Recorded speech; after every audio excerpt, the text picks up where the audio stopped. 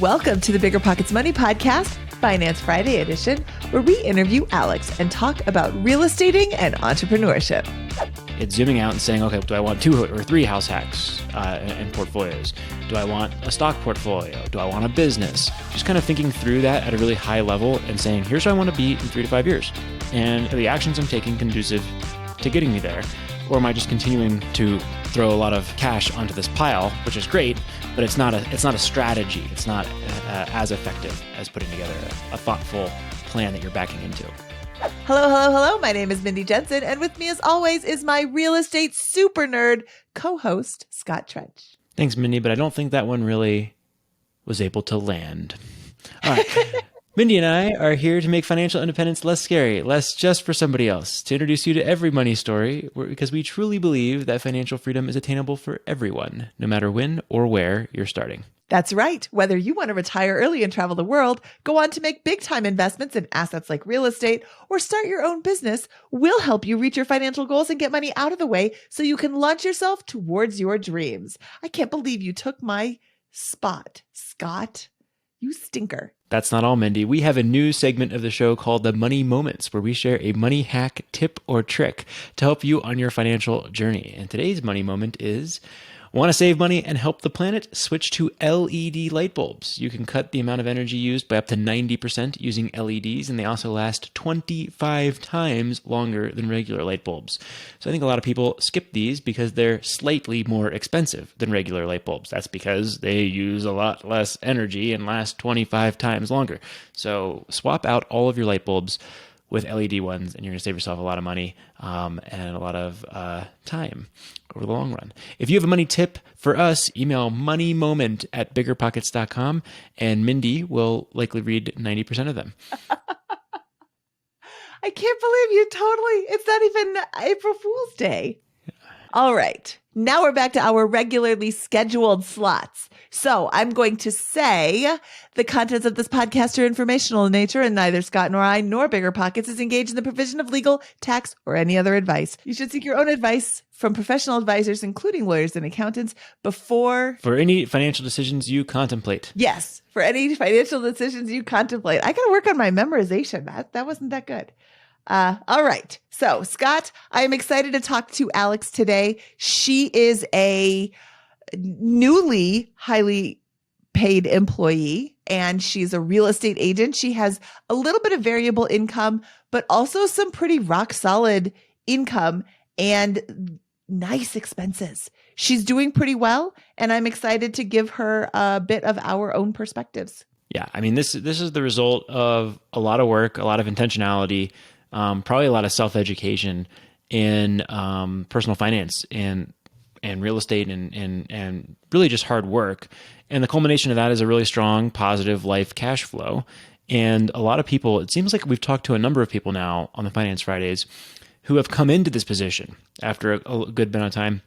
And it's almost like you pop up and you're like, wow, I accumulated tens of thousands of dollars in cash in the last 12 months, last year, 2, 3, and I'm going to accumulate $50,000 to $100,000 in cash in the next year, or some large amount relative to that.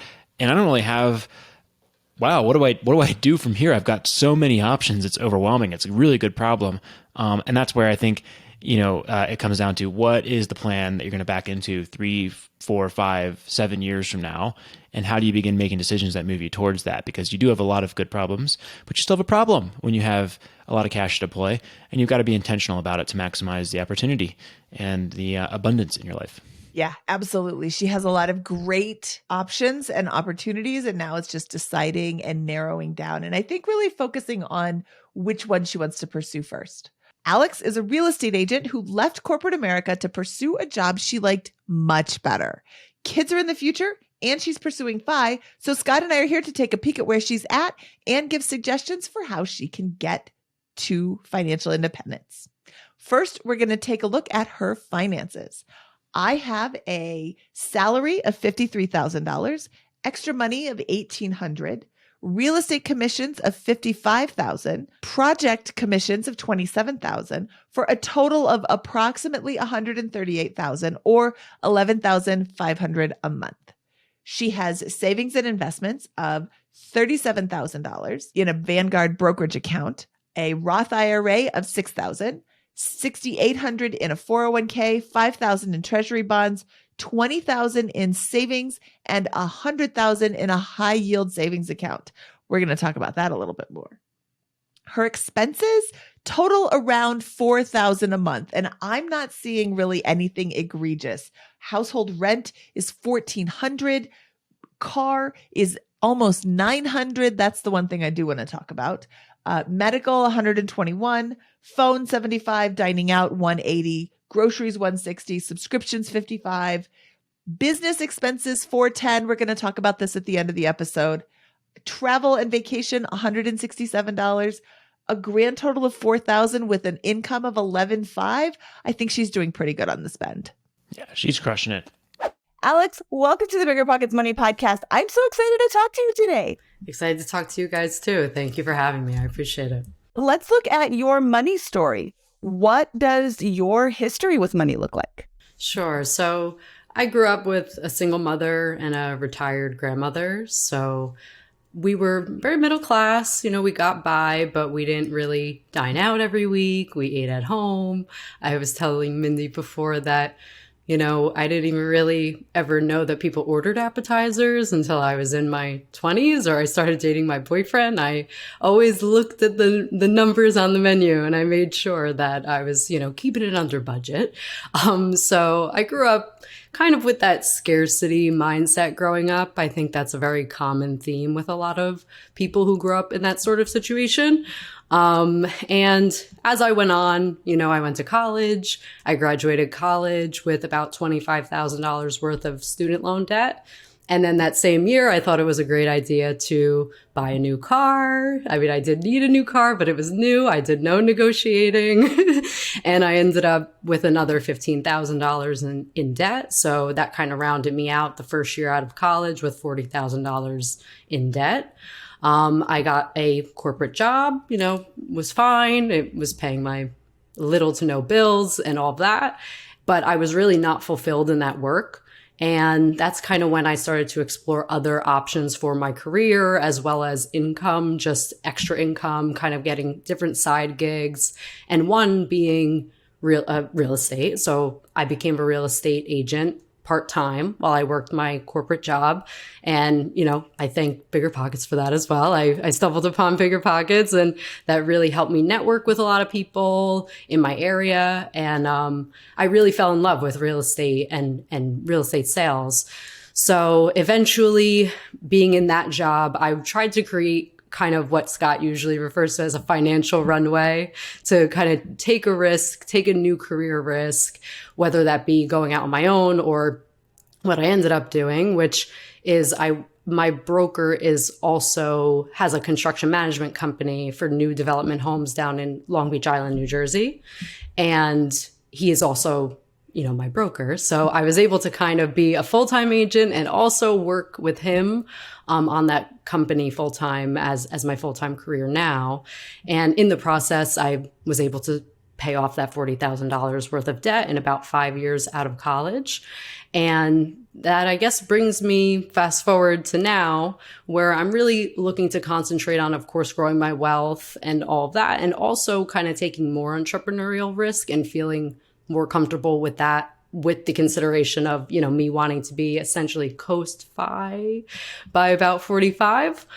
So those are sort of the two things that I'm balancing, and along the way wanting to have a house purchase and all of that good stuff. So I appreciate all of your input on those items. Okay, well, let's focus on what you're doing right. Income and spending. 11.5 in income with 4,000 spend leaves you with a giant chunk left over to save for a down payment for your house or save for a down payment for an investment property, if that's what you're into. And if it's not, that's fine.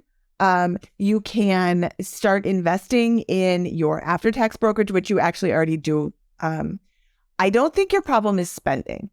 And I mean, everybody can tighten up everything. You can eat rice and beans. You can have no cell phone. You can live with your parents. Like, you could have a totally miserable life and save way more money. But you're doing really good right there. I don't think that's your problem. And I don't think income is your problem either. I wonder if focus might be needing to be tweaked a little bit.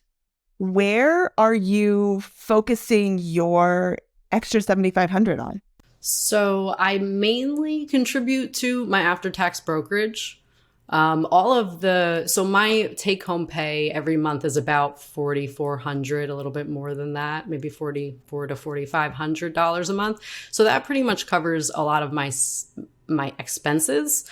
So the extra is between my commissions and all that, which isn't exactly a monthly thing. It's maybe in every other month, maybe one month I have a lot in commissions and another month I don't have any. So usually I try and split. My focus is, okay, every month I'll have the 4,400 to cover all my expenses. And then when I get commissions, that's kind of where I allocate I put aside 30% for taxes. And then after that, I put about 60% into my after-tax brokerage. And then the other 40% I put in cash. I'm pretty cash heavy. I know that. A lot of that is due to wanting to kind of diversify with, say, a house hack multifamily property and all that. And I want to have that as a cushion for the down payment as well as any sort of repairs that come up. So that's how I'm allocating that money currently as it comes in. I think it's great. I think it's really well thought through. And I think you have an outstanding allocation here. Zooming back out, you paid off $40,000 in 5 years. I'm guessing that the current level of income is a relatively new state of affairs. Is that correct? Yes, that's really the last year. Prior to that, I kind of wrote it out.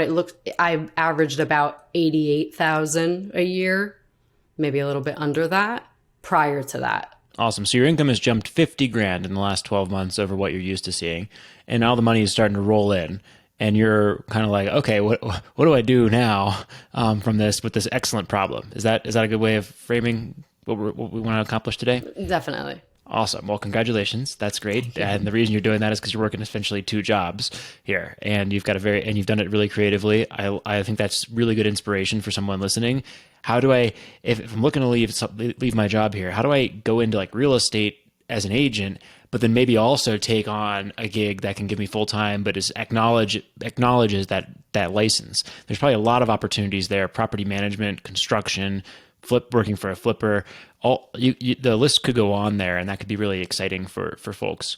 Okay, so you have right now $20,000 in cash. Is that correct? I guess that's my main checking account. I have about 20,000, but my high investment savings account or a high yield savings account is about another 96, call it 100,000.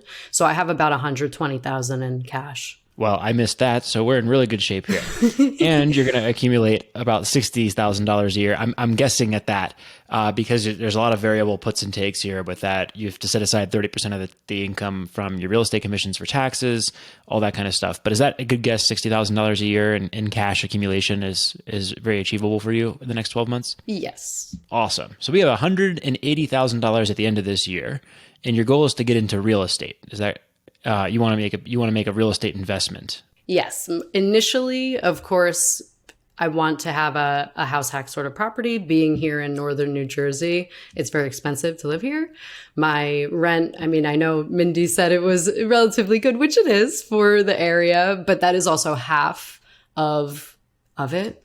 My boyfriend pays the other half, and it also doesn't include parking, so that parking is technically part of my rent. It's not really separate. Yeah, how much do you pay for a paved piece of land? What's going into that $900 car payment? Oh, the car payment is gas, Easy Pass, just maintenance that I've done the past year or so. I kind of averaged it out. So that's all, and oil changes, all of that. But I go very frequently. My commute down to Long Beach Island is about 2 hours round it each way. And I go 3 times a week. So it's pretty expensive for gas and tolls and all of that. And I try and have regular maintenance on my car so it will last me forever, ideally. So that's really where that $900 comes in. Okay. Walk me through an investment you would make in real estate. What are some of the options you're considering for a house hack or similar? Sure. So in this market, of course, being a realtor definitely helps me understand what's available, what's realistic, what the rents and the numbers look like realistically. What I want them to look like is definitely different. But on the market, I think that I could probably find a property that's a good deal for about $600,000. Maybe both units bring in $2,500 a unit. So I know that's not exactly the 1% rule, but the idea being maybe, we live in it, we have a lower cost of living, of course, and kind of with the mentality of holding for appreciation and appreciating rents in the long term. So I think that that's kind of the most realistic. I shouldn't say most realistic, but of course I would love to find a better deal than that. But I guess from what I see on the market, I've been doing a lot of off-market marketing as well. But just for example, like a $600,000 to $650,000 two-family in this northern New Jersey area is kind of a little bit on the lower side even. So I think that's attainable. But that's what we're looking at as a potential investment. Awesome. So one thing. So how would you finance it? Would you put 25% down? I would put 20% down. And then you'd use a conventional loan? Yep. So I think this is a really good, you are a perfect use case for someone, I think, who should be exploring creative finance. Okay. If you can assume an FHA mortgage or a VA mortgage, you have the cash, or will by the end of the year have the cash to bridge that gap, right? So what am I talking about here? If someone has a VA or FHA loan, you can take on their mortgage payment. It's an assumable mortgage, so you can essentially use their 3.5%, probably 4%, maybe even lower payment. That changes the math on this investment dramatically. The big gotcha is that you have to bring cash, because their loan balance is not going to be 20% of the property value. It's going to be, 80%. It's going to be 65 or 63.2 or whatever it is. So you need to be able to bring cash to bridge the gap between whatever your purchase price is and the amount of the loan balance that they've got. You've got 120 grand, so you're well on your way there. You may need some other source of financing, maybe friend, family, or even a hard money loan to some extent to bridge the extra 40, 50, 60, whatever the random amount that you're going to need in order to close on a property would be. Or you can just wait a little bit longer and you're going to stock away 60 grand in cash. Have you considered this angle as part of your purchase criteria? No, I guess I haven't. With a FHA being an assumable loan, I guess that would be, of course, the seller would have purchased it with an FHA loan, and then I'm bringing, that to pay them out. But I guess it would be finding that. I guess that would be my one question on how to kind of go about finding something like that. I think as agents start to learn about this FHA being assumable, and VA loans are assumable too, even by people who aren't eligible for a VA loan normally. I think as agents find out about this and people start to put their house on the market, agents are going to start asking, do you have an FHA loan? Yes, I do. Holy cow, I'm going to advertise that. This is an assumable FHA loan. You can, like Scott said, you can only assume the balance. So let's say they paid $80,000 for it. They got an FHA loan for $75,000 and they've paid off $3,000. Now they're at $72,000 and you're coming in and you're going to buy it for $100,000. You have to bring $27,000, $28,000 to closing in order to cover the difference. But you get the bulk of your purchase financed at their lower rate, presumably lower rate. It doesn't really work if they bought it last month and their rate's 7%. You don't care. Yes, but this is a challenge. So your unique position is that you have $100 grand in cash, and you're in a really strong financial position, so you can pull this off. But the issue is, like a first time house hacker who is looking to do this, they don't have 150, 200 grand or a reasonable way to getting there very quickly in order to bridge that gap. So you have a really good advantage in that capacity. So surely somebody is going to come up with a solution, and if to this from a technology standpoint. If anyone knows that, please send me an email at scott@biggerpockets.com or ping us in the Facebook group at facebook.com/groups/BP money. But if in the absence of a technology product that I'm readily aware of to find this kind of financing, I'd encourage you to just simply ask, does this you're a broker, so you just literally contact the listing agent and ask them in a simple email, does this come with FHA or VA financing? Does it come with an assumable loan? The seller would be willing to entertain that. And that's going to allow you to purchase a lot more. And the math changes dramatically when you're using a 3.5% interest rate mortgage versus a... Yeah, I think I got quoted, 6.8 recently. So... Do you have a search set up in the MLS? Yes. I have my search, and then, pairing that with kind of letters and postcards recently. So I got a couple of calls. They didn't really turn out to be anything, but something. The way that I set up my search, and when I was looking for a property, I would write letters. I would write them by hand, and I would say, even though I'm an agent, I'm not looking to list your house. I'm looking to purchase it myself. So I didn't want, some agents will try to get in like that and then flip the switch on them. Oh yeah, I just really want to list it. Or, I just wanted to be upfront with them. I'm saving you commission because I'm not taking the commission for either side. I'm going direct. I'm going to give you the fees that would equate whatever you're paying for an attorney. So you are represented, so that you don't feel like there's a power imbalance or anything. I really wanted to put them at ease because getting the property is more important than saving $1,000 or $10,000. Like, to get in is really key. I do want to say that New Jersey laws are really strict and lean toward tenant. If you're house hacking, I think it's different. But if you're an agent, I think it's now not different. So that's a bit of a homework assignment for you, is just to look into the thing that I dislike the most about New Jersey landlord tenant laws is that you you can't non-renew a lease except for cause. So if they haven't paid their rent, of course you can evict them. But if they're just, incredibly disruptive, you're living next door to them. They have parties all night long. They are, stomping and they live above you and they're very, very loud. They have like brick shoes or something. You can't non-renew a lease except for cause, which on the one hand is good for the tenants. On the other hand, you can't get rid of a bad fit. So something to be aware of. So one last point on this assumable finance piece. One other thing you can consider doing, depending on the seller, of course, and the seller has to get comfortable with this, and I think that they will start doing it because it's really just some paperwork at the end of the day. But imagine you have a $650,000 duplex that you're looking at. You're going to bring $120,000 down. The loan balance remaining is $350,000. So what are we at right now? 470 minus 650. We need $180,000 to come up with, right?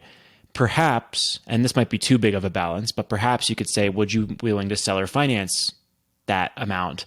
And then I will pay it back over a 3-4 year period at this interest rate. That could even be higher. You might want to get closer in an example like that. Hope maybe the balance is 450 and you're only asking for a $50,000 seller financing. But the more cash you stack up, the more attractive an option like that will be to a prospective seller if it means an extra, $10,000, $15,000 in the purchase price for them. So just make you more competitive. And I think this is the year of creative finance for a lot of folks that are in your position. Any feedback or thoughts on that? Is that helpful? Oh yeah, that's very helpful. I appreciate it. Yeah, even in past episodes, I had been thinking about the seller financing only recently because you guys had brought it up before, and it definitely makes sense for creative financing. What's another area that we can look into today, or do you want us to keep going deeper on real estate? I think that's been great. I know I mentioned to Mindy too, a lot of that is just a lot of my own analysis paralysis. So I really appreciate the feedback and kind of reframing things in a more creative way to kind of open up some opportunities and some options for me.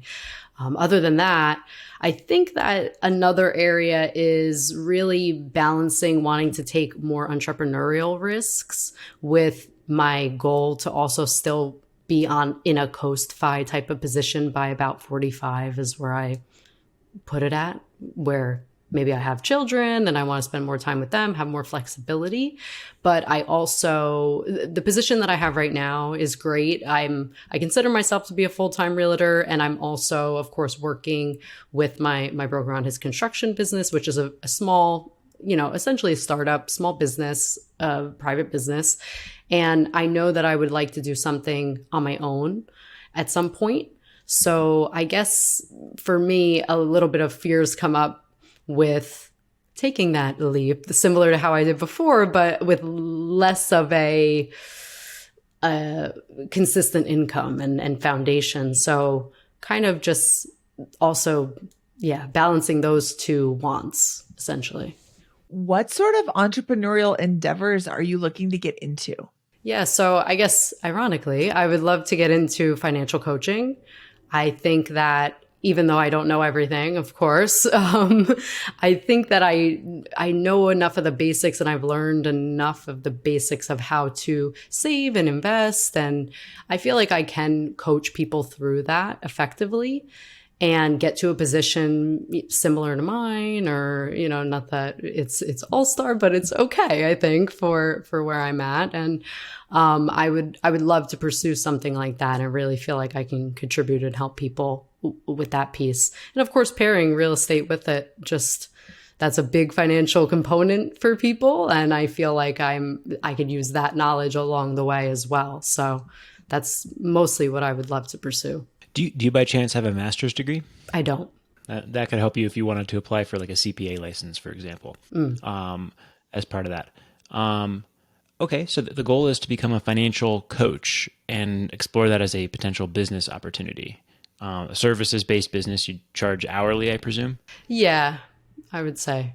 Or have sort of a program and have like a fixed cost program. That's another area where I thought might be better. Well, the best way to do it is to sell whole life insurance. Oh, you think? we won't teach you how to do that one. I'm sorry. That's great. Okay, so we want to start this business. Like, you are in a great position if you want to explore entrepreneurship. You have a ton of cash and you bring in a lot more than you spend. You only need one of your two jobs in order to cover your costs right now, and you could divert all of the time you dedicate to either being an agent or to the construction work to your side business. And if you didn't make any income for a year, like for example, if you were to leave your construction job, if your current situation, you could survive for 2.5 years prior to needing to go back to work in order to burn on that. So you are in position to take a great shot right now. Obviously, that changes a little bit if you do a house hack and use up all the cash. Now, all of a sudden, your runway is diminished a little bit. But you also will probably have lower expense profile. So there's good trade-offs there. But I think you're in position to do that. So the next question would be how to go about making that transition if that's what you want to do, and how soon can you do it? Yeah, I think that's a lot of my own questions as well. I definitely plan to, this year is kind of where I did want to start kind of picking that up as a part-time endeavor. Just finding the time to do it, of course, working essentially 2 jobs. Mindy, I'm sure you understand, even the weekend is showing houses and all of that. So it's definitely been a challenge there. Not to say that I can't make the time for it. I don't ever want to use that sort of thing as an excuse. But that's the biggest, I guess, barrier, and kind of just the steps to take to begin something like that is what I'm really my next step on how to approach it. The first thing I thought of when you said financial coaching was the she-wolf of Wall Street, Amanda Wolf. She is the she-wolf of Wall Street on all social, and she's particularly active on Instagram. She makes videos, and videos, you can make a video with your phone. I mean, the iPhone cameras from like iPhone 7 up and the Pixel cameras from like Pixel 3 up are so high quality that you can record a video and upload it to YouTube in like 20 minutes. If you want to start doing financial coaching, how are you going to get clients? You get clients by showing your expertise. How do you show your expertise? By splashing it all over the internet. We were actually just talking The way that we ended up recording the episodes, their episode is releasing on Monday after this one releases on Friday, but we've recorded it already. So next Monday, listen to that episode and you'll hear how she got started on her business essentially with no money. There's a very small amount of money that you need for like website hosting. She didn't even have a website at first. She just had an Instagram account. I believe there is plenty of room in this space because everybody's voice is different. You are going to be able to speak to people that I can't speak to, that Scott can't speak to. So what is it that you have to offer? You could be the financial real estate agent or, whatever, the East Coast finance girl or, whatever it is that you specialize in or have a big passion about. Start thinking about what your angle is. And I hate the word angle because I don't mean it like skeezy, but what is your angle? What do you have that I don't? What do you have that Scott doesn't? What do you have that the She-Wolf of Wall Street doesn't have? Because there are things that you have that they don't, that people will listen to Alex versus Mindy.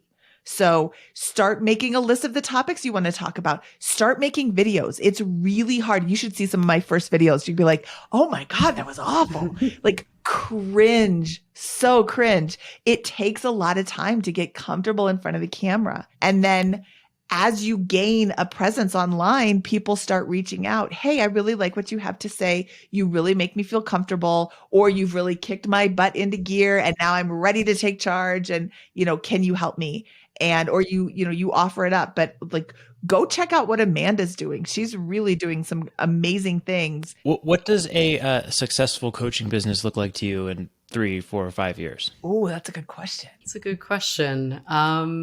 It would be, of course, in terms of an income, I would be earning about the same, I would say. I don't think that I really feel like, and hopefully this isn't my scarcity mindset creeping in, but I don't feel like I need a large income to be able to save the way I want and invest the way I want. So really, if I would be able to, say in 3 years, have a coaching business that earns $100,000 to $150,000 a year, that would be incredible.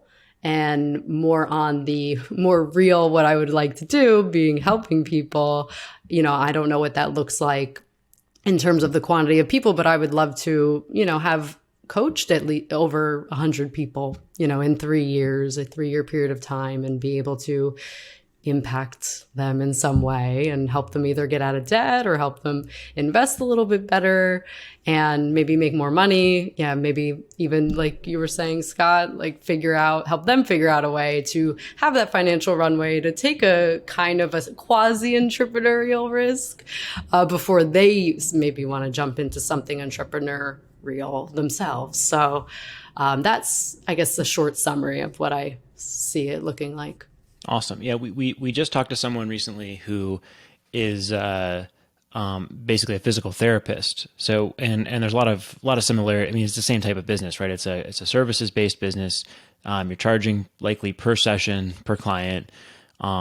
So to back into what you just said, if you wanted to work 1,000 hours, which is 20 hours a week over the course of a year in this business in 3 years, you'd need basically 1,000 hours billed at $150 an hour rate, which would be very reasonable for those services. You'd have to establish credentials, expertise to do that. There are ways to do that. One of them that I think is very, very hard from starting from scratch, but not impossible, and probably you should do is what Mindy said, building a social media presence, videos, content, those other types of things.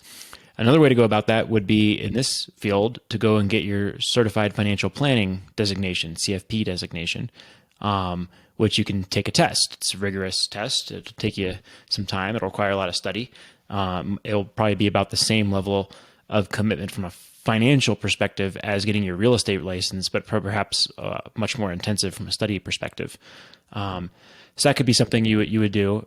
You will immediately get recruited, you risk getting recruited after getting that designation by the Edward Jones and other institutions that charge assets under management and whole life insurance policies. And again, we're not big fans of those types of policies and that type of financial planning. But Right. that is how you make the big bucks. Is you get a lot of assets under management, you charge 1% of the fees.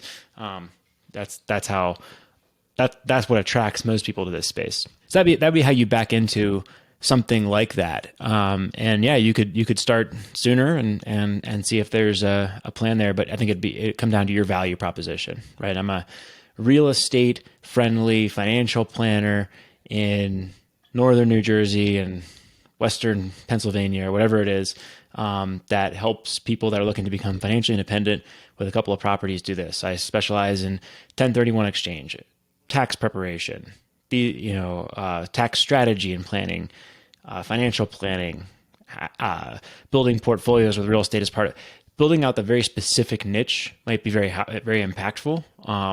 And yeah, getting clients from there. First you have to set up the business, and then make sure you can deliver on that value proposition. Yeah, I think getting in front of the camera would probably be the hardest thing for me. So this is good practice, I guess. So yeah, you don't need to do that necessarily. There's a whole bunch of guys on BiggerPockets, for example, who haven't really been on the camera, don't get on there but they post 1, 2, 3, 4 times a day about those related topics, and they become experts in those. They already are, or they become experts in all of these different niches in the finance world, and that's how they get clients for services like what you're talking about. Cool. Thank you. I do want to bring up, I looked up how do you get the CFP certification. The experience requirement prepares you to provide personal financial planning to the public as a CFP professional. There are many ways to satisfy this requirement. Ultimately, you must complete 6,000 hours of professional experience related to the financial planning process, or 4,000 hours of apprenticeship experience that meets additional requirements. So CFP is it's a bigger undertaking, which is it's a better undertaking than just like being online. Hey, I could do this, but it's harder. It's a harder is not the right word that I want to use. It's more of an Commitment. I was going to say obligation. Commitment is the word I was looking for. It's a much deeper commitment. Whereas you could start making videos and be like, oh, I love this and want to be a CFP, or, oh, I hate this and I want to figure out something different. So just, Scott and I are here to give you different perspectives. If we were the same person, there would be no need for both of us. Absolutely. And one way to go about that, I will admit I had kind of forgotten about the several. It's the same thing with the CFA as well, which is what you want from an investment perspective. But one way to go about that might be to say, okay, the construction job is great, but maybe I could get a job more locally with an accounting firm or something like that, and learn the ins and outs of tax preparation for real estate investors for a firm here. Probably a similar salary. That's direct experience there, working you towards your goal of being a financial coach with a legitimate designation that will mean something in the space. So that might be a very powerful way to, okay, I'm going to do that for a year. Then the next year I'm going to work for a CFP and be bookkeeper, tax preparer, whatever that is. To some degree, that will help me do that. And these are probably all jobs that would offer potentially an opportunity to pay at a similar level.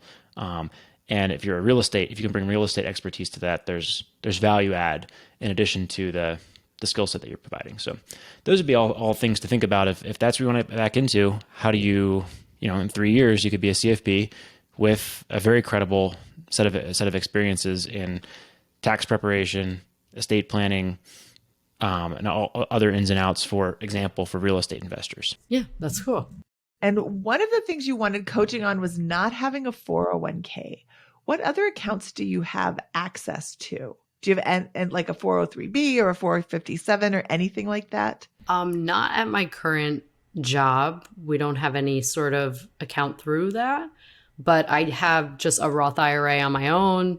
I have a SEP IRA for when I do my real estate commissions and all of that at the end of the year. I contribute to that. Okay. And then I just opened an HSA. I haven't contributed yet, but that was last month.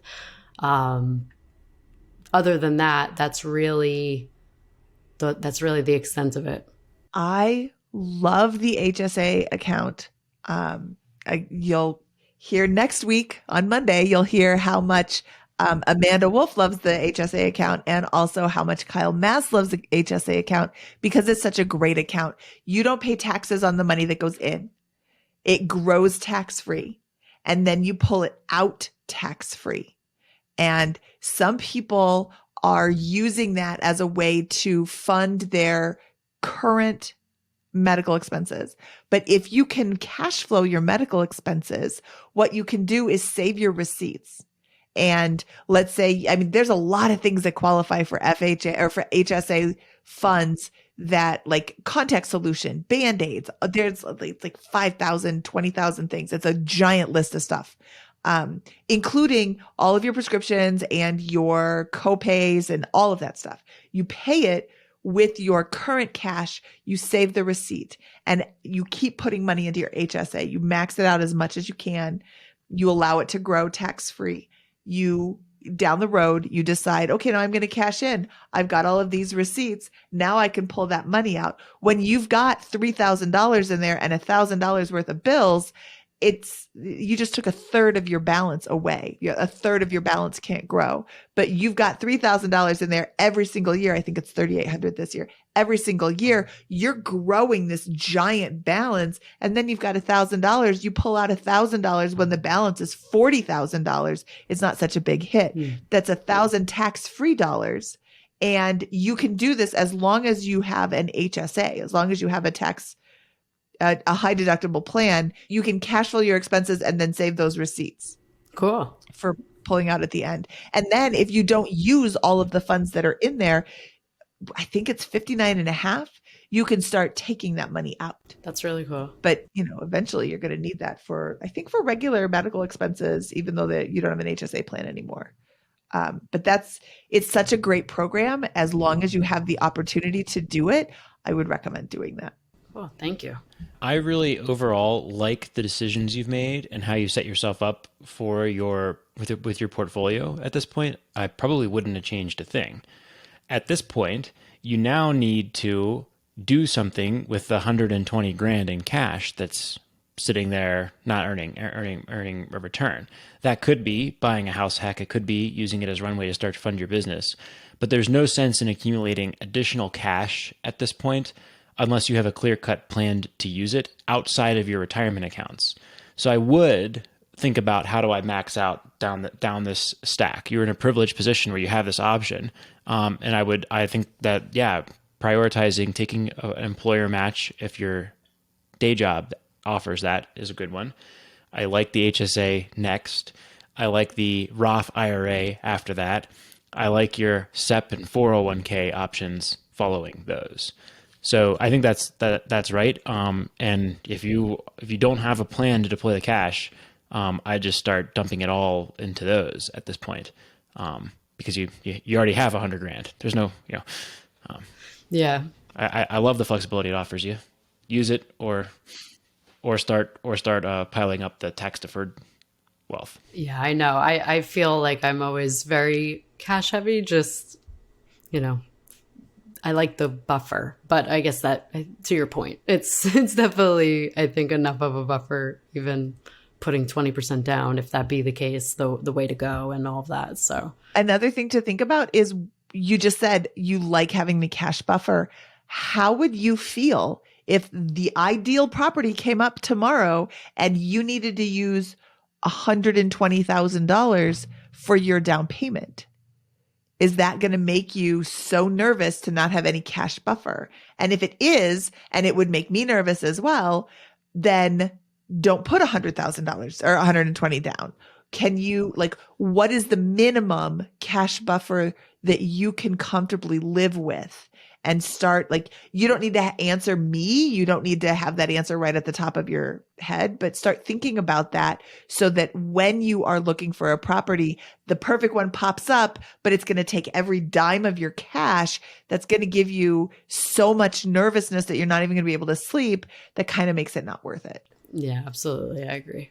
I think the biggest single takeaway here, though, is you are fresh on this kind of new world of earning $140,000 a year, give or take, and having tons and tons of extra cash coming in. And it seems like you've just been stockpiling for several years in your savings account.